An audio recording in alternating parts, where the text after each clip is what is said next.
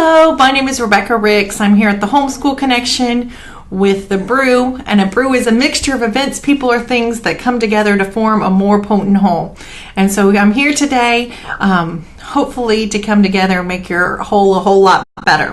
Today we're going to be talking about transitioning from homeschool to college. So while I was doing this, and I don't know about you, but it's been a Monday for me. It's been really crazy. Actually, this is my first cup of coffee I've had all day because I've been so busy. And I just poured it. So if you know me, you know it's a really busy day. If I was so busy, I didn't have time to pour myself a cup of coffee. But I guess that we've all had those kind of days. So I did some statistics a little bit. I want to give you a couple statistics on homeschooling. So the number of homeschoolers in the last 5 years has tripled. So now there are more and more people that are homeschooling and graduating as you homeschool. And homeschooled students outrank public school students on standardized tests by 15 to 30 points and performed well in college and leadership, and were considered better outside thinkers. But just to score 15 to 30 points higher on standardized tests, that's pretty awesome. If you are in Florida, it used to be Bright Futures was a scholarship you could get. It used to be if you were a homeschool student, you had to score several points higher than a public school student in order to get Bright Futures. On your SAT and ACT, you had to score higher. So I don't know if that was a how to take that really, if they were saying that homeschool students were smarter and they had to study a little bit harder. But anyway, that used to be how it is. Now they've changed that because lots of people complained. But now it's kind of equal ground for Bright Futures. But it used to not be that way. So merging into college, I have a couple things that I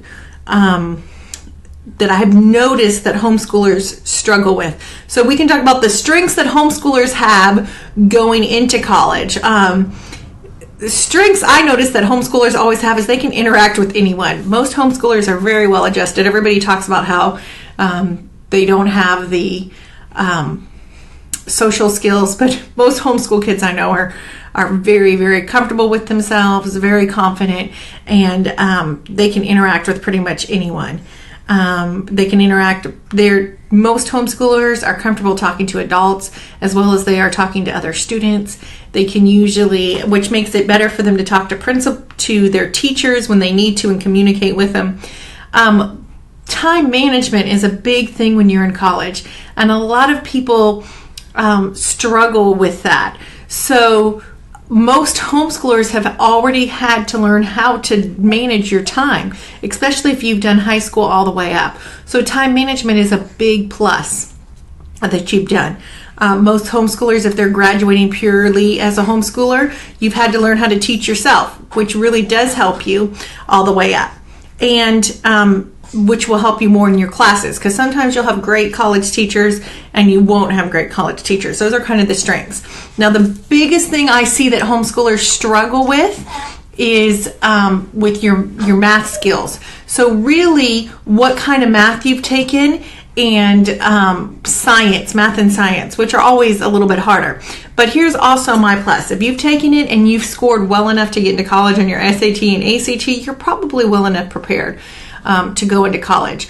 But math, I always recommend if you're transitioning in, make sure the semester or the year before. So traditionally you would take Algebra 1 in 9th grade, Geometry in 10th grade, Algebra 2 in 11th grade, and then Senior Math or Pre-Calculus in 12th grade. So more and more the push has been to start math earlier. So I have kids that start usually in 8th grade. They'll take Algebra 1. If they are no Algebra 1 enough, then they can go on to Algebra 2. My biggest thing is to make sure you're always building on your math. If you get up and you take pre-calculus and what's your next step, and then you just take a senior math, you'll kind of forget your math. So if you don't use it, you lose it. So my biggest thing is, especially if you're going into a university, the math levels are going to be a little bit harder. Make sure you have that math right before, and it'll be an easy transition into your math. Same thing with science. Now, not all science is created equal. There are some science programs out there that are very, very hard and very advanced. So if you've done a more advanced science curriculum, you're going to have an easy merge in. But there are some people who haven't taken like a harder chemistry with the math or physics with the math. So if you haven't done it with the math and then you try to take a college level class, they expect you to know those maths. So that would be a iffy section there if you're merging into that. Another thing is now we have collegiate. Here we have, you can dual enroll and get college for free. That is always a plus. So if you're graduating as a homeschooler and you're merging in, sometimes it's good your senior year to go ahead and take a college class somewhere so you know what the experience is.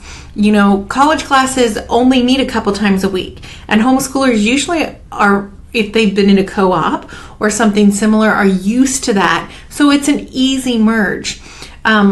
So most people stress about, how am I going to get into college? Is it going to be okay to get into college? Things like that. Now, the last thing I wanted to kind of talk about is how do you graduate in Florida as a homeschooler? Well, you don't really graduate as a homeschooler.